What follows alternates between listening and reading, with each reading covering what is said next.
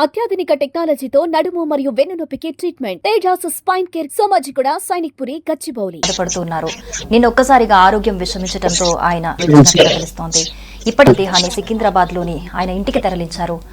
ఆయన అంత్యక్రియలకు ఏర్పాట్లు కూడా చేస్తున్నారు. ఇప్పటికే వెళ్తున్న అభిమానులు ప్రముఖులు కూడా ఇండస్ట్రీ నుంచి ప్రముఖులు కూడా అక్కడికి చేరుకున్నట్లుగా తెలుస్తోంది.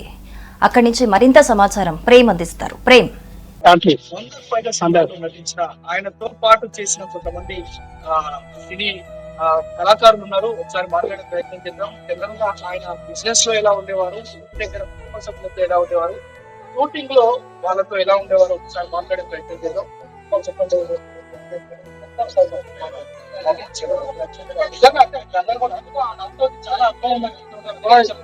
చాలా నాకు ఆయన సినిమాల్లో దేశం ఇట్లా కావాలి సపోర్ట్ ఏది కానీ చిన్న సినిమా చేసిన నా పన్నెండే బ్యాక్గ్రౌండ్ బాధాకరంగా ఉంది. అన్ని విధాలు కూడా ఎంకరేజ్మెంట్ ఉంది. ఇది కాక మనం ఇట్లా చేయాలి, ఇట్లా కాదు ఒక దారి చూపించింది. ఆ దారిలో మేము నడుస్తున్నాము.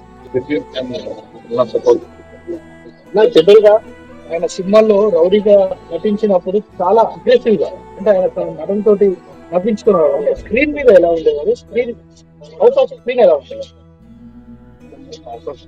చాలా మంచి వ్యక్తి. స్క్రీన్ మీద ఆయన సిన్సియారిటీ, ఆయన ఇంకోటి ప్రమాద కేసెస్ మొత్తం ఆయన దాంట్లో జీవించుకుంటారు. ఆయన దాదాపు 8 సినిమాలు చేస్తున్నారు. గజలకొండ గణేష్ ఆయన బ్యాక్గ్రౌండ్ గా కోతిరిలా అతను మన యూట్యూబ్ చిన్న సినిమాలు దాదాపు 10-11 సినిమాలు. మీరు చెప్పండి, ఎట్లా ఉండేది ఇవాళ ఫిషర్ కన్నా మన నడవలేమనుకుంటే చాలా బాధాకరమైన రోజు ఉంది. యాక్చువల్లీ ఏంటంటే ఫిషర్ వెంకటన్నతో మనం చాలా కొత్త సినిమా చేశాను. ఒక సినిమా చూసినట్టే అమలాపురంలో నేను అన్నతో షూటింగ్ చేసినప్పుడు అర్థమైంది నాకు వెంకటన్న ఎంత మంచి వ్యక్తి ఉన్నప్పుడు ఇంత ప్రజలకు వచ్చి ఇన్ని సినిమాలు ఆయనకు అవకాశాలు వచ్చినాయి. దానికోసం చాలా మంచి అన్నకి ఇలా గవర్నమెంట్ చెప్తున్నా. కాకపోతే ఇలా ఒకటి ఏంటంటే అన్న ఇంకా కొన్ని రోజులు బతికితే మాకు కూడా చాలా హ్యాపీ ఉంటుంది. ఎందుకంటే అన్నది సినిమా ఇండస్ట్రీలో చాలా పెద్ద లెవెల్ హైరెన్స్ అయిన వల్ల కొన్ని సినిమాలు పెద్ద సినిమాలు హిట్ అయినా ఉన్నాయి. సో ఇప్పుడు వాళ్ళు కష్టాల్లో ఉన్నారు, వాళ్ళకి మేము ఇంటర్వ్యూ చేసుకుంటున్నాం. లీడర్లకు కానీ వాళ్ళకి కానీ చెప్పుకుంటూ వచ్చాను. ఇంకా పిచ్చంగా నాకు చిన్నప్పటి నుంచి వచ్చి కాబట్టి అక్కడ కానీ ఇండస్ట్రీలో వచ్చి ఏం గమనించుకోలేకపోయాను, ఏం చేయలేకపోయింది. కాకపోతే అన్న వ్యక్తిగతంగా చాలా మంచిగా చేసి అన్నకి ఫ్యామిలీకి మేము అన్నగడిలో వస్తాము. ఎన్నో ఉంటాం అందుకోవాలి ఏ రాత్రి కానీ మేము అన్నకున్నాం. అన్న వాళ్ళ ఫ్యామిలీకి మేము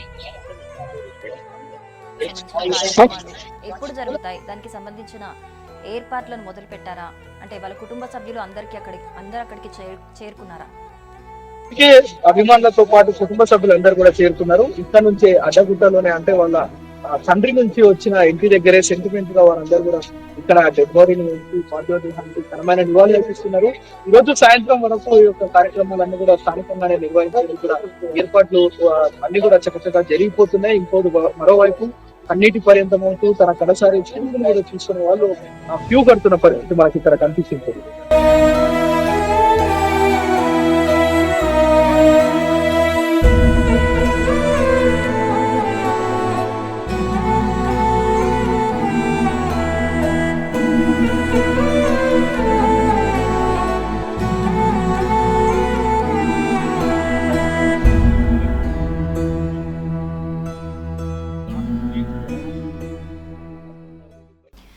ఇప్పటికే ఫిష్ వెంకట్ ఇంటి దగ్గరికి ఆయనతోని పని చేసిన వాళ్ళు, ఆయన అభిమానులు ఎంతోమంది పెద్ద ఎత్తున అక్కడికి చేరుకున్నట్టుగా కనిపిస్తోంది.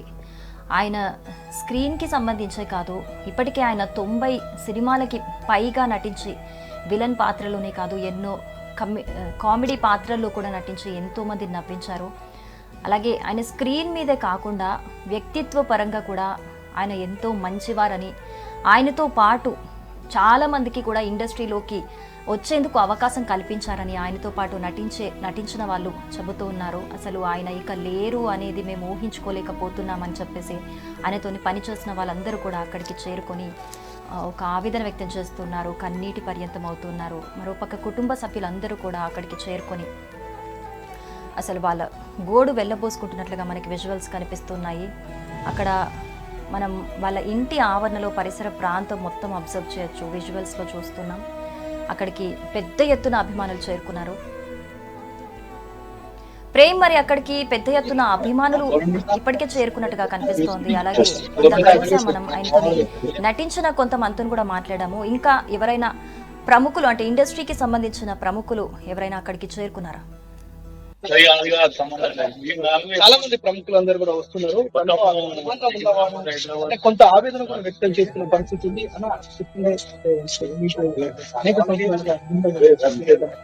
ఇప్పుడు ఏం చేస్తున్నారు నిజానికి ఎలాంటి ఆశా కావాలని చెప్తున్నారు వాళ్ళు. ఆయన వెంకట్ గౌరికి ఏంటంటే ఒక్క కొడుకన్నా ఆర్టిస్ట్ అవుతాడు.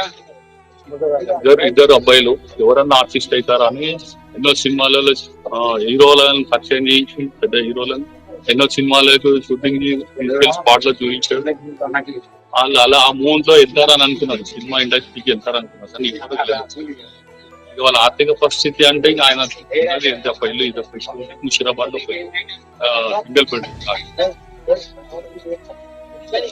కుటుంబానికి ఎలాంటి అంటే ఇండస్ట్రీ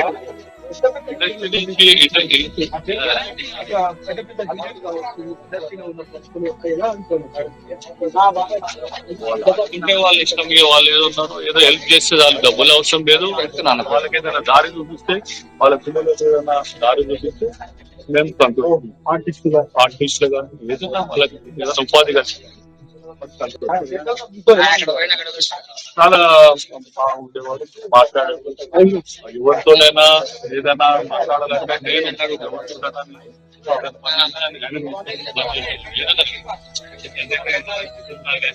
పొద్దున చాయ్ 5 గంటలకు చాయ్ స్టార్ట్ అవుతుంది. సాయంత్రం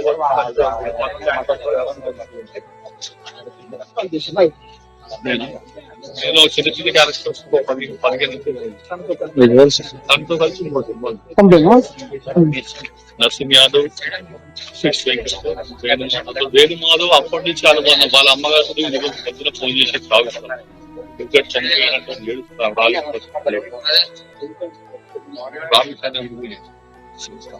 అంటే సినిమా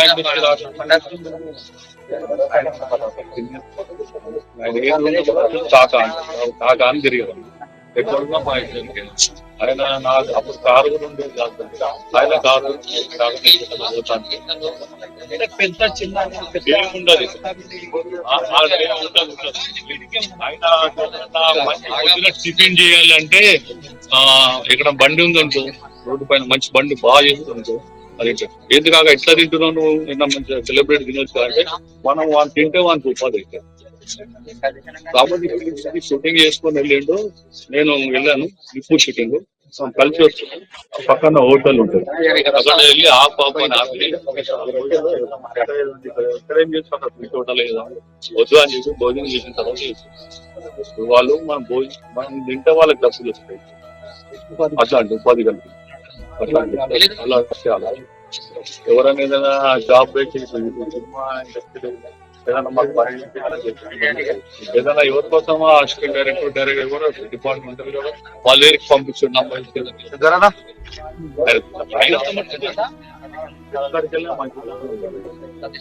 ఎవరన్నా చెప్తే వినకపోతే బెదిరి, ఎవరికి భయపడదు. ఇలా మాట్లాడటం కరెక్ట్ అంటే బెదిరించుడు అంటే ఏదైనా తప్పు చేస్తుంటే ఎవరైనా ఇట్లా అట్లా చేస్తే ఇట్లా పని చేస్తున్నా చేసుకోలేదు, పని చేసుకోవడం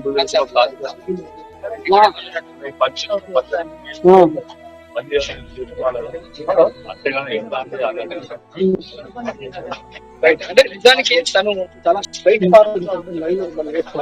హెల్ప్ చేయడం. ఎందుకంటే ఒక 100 సినిమాలు పెద్ద పెద్ద హీరోలతో చేసే అనుభవం ఉన్నప్పుడు టిఫిన్ సెంటర్ లో ఉంటాడు అంటే ఎందుకు తింటామని అడిగినప్పుడు వాళ్ళకు ఉపాధి అవుతుందనే ఒక గొప్ప మాటలు చెప్పడం వాళ్ళందరికీ కూడా నిజంగా ఇన్స్పిరేషన్ లాగా వాళ్ళు చెప్తున్న పరిస్థితి. ఎందుకంటే ఒక వ్యక్తిలోని వ్యక్తిత్వాన్ని మనం గుర్తించాలంటే ఇలాంటి అంశాలు మనకు చాలా కనిపిస్తాయి అనేది ఫిష్ వెంకట్ జీవితాన్ని చూస్తే మనకు థ్యాంక్ యూ. సో మొత్తంగా ఫిష్ వెంకట్ చాలా మంచి వ్యక్తిని స్క్రీన్ మీదే కాకుండా వ్యక్తిత్వ పరంగా ఆయన చాలా మంచివారని, ఎంతో మంది ప్రముఖులతో యాక్ట్ చేసినా కూడా ఆయనకి ఒకంత కూడా కొంచెం కూడా గర్వం లేకుండా ఉండేవారని, చాలా నిజాయితీగా ఉండేవారని, అలాగే ఎవరైనా వచ్చి నాకు ఏదైనా అవకాశం ఇప్పించు అన్నా అంటే ఆయన ఖచ్చితంగా వాళ్ళ కోసం కష్టపడి మరి అవకాశం ఇప్పించేవారని, అలాగే ఆయనకు ఒక ఆశయం ఉండేదని, అదే వాళ్ళ పిల్లల్లో ఎవరైనా ఒకరు మంచి ఆర్టిస్ట్ అవ్వాలి, ఇండస్ట్రీలో బాగా సెటిల్ అవ్వాలి అనే ఒక కోరిక ఉండేది ఆయనకి అని చెబుతున్నారు. ఆయనతో పనిచేసిన సహోద్యోగులు అందరూ కూడా అసలు ఇంత మంచి మనిషి ఒక్కసారిగా మమ్మల్ని ఇలా వీడి వెళ్ళిపోవటం అనేది మేము తట్టుకోలేకపోతున్నామని చెప్పేసి అందరూ కూడా కన్నీటి పర్యంతమవుతున్నారు. సో ఇప్పటికే ఆయన పార్థివ దేహం వాళ్ళ ఇంటికి చేరుకుంది. అక్కడికి పెద్ద ఎత్తున, అసలు ఊహించిన దానికంటే ఎక్కువగా కూడా పెద్ద ఎత్తున అభిమానులు తరలి వస్తున్నారు. మరొక 2-3 గంటల్లో కూడా ఈ అంత్యక్రియలకి సంబంధించిన కార్యక్రమం మొదలు పెడతారు అన్నట్టుగా మనకి సమాచారం అందుతోంది. సుమన్ టీవీలో మీ పర్సనల్ అండ్ బిజినెస్ ప్రమోషన్స్ కోసం కింది నెంబర్కి కాంటాక్ట్ చేయండి.